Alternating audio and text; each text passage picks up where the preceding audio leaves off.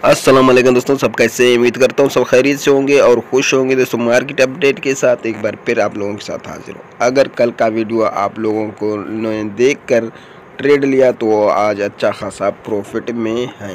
तो मैं आप लोगों को कल बता देता हूँ कि कल जब मैंने अपडेट किया था आप लोगों को मार्केट यहाँ पे था। आप लोगों से मैंने कहा अगर मार्केट ऊपर जाए तो आप लोग शॉर्ट का ट्रेड लेंगे। तो बिल्कुल मार्केट यहाँ ऊपर गया और मार्केट यहाँ से इस तरीके से शॉर्ट हो गया यहाँ तक। अगर जिसने ऊपर से शॉर्ट लेके यहाँ अपना प्रॉफिट बुक किया तो वो अच्छे खासे प्रॉफिट में हैं अब।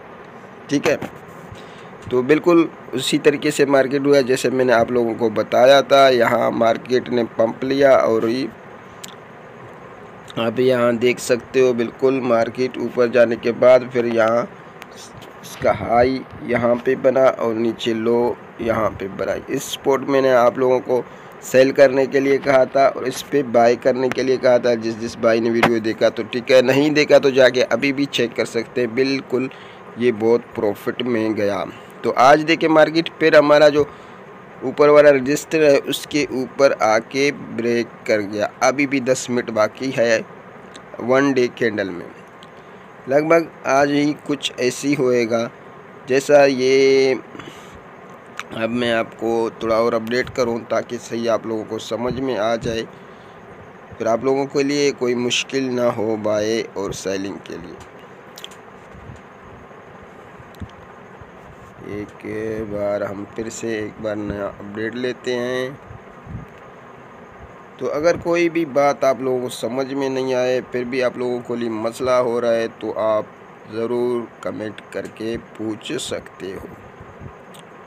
तो 1 डे कैंडल में हम इधर आ जाते हैं। आज फिर से आज भी मार्केट बिल्कुल उसी जैसा है जैसा कल था।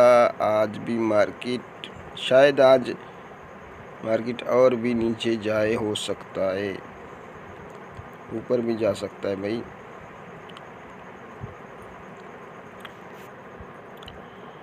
अभी हमें देखना ये है 1 डे कैंडल हमारा कहाँ ब्रेक करेगा। ठीक है, मैं आप लोगों को एक स्पॉट यहाँ बना के देता हूँ,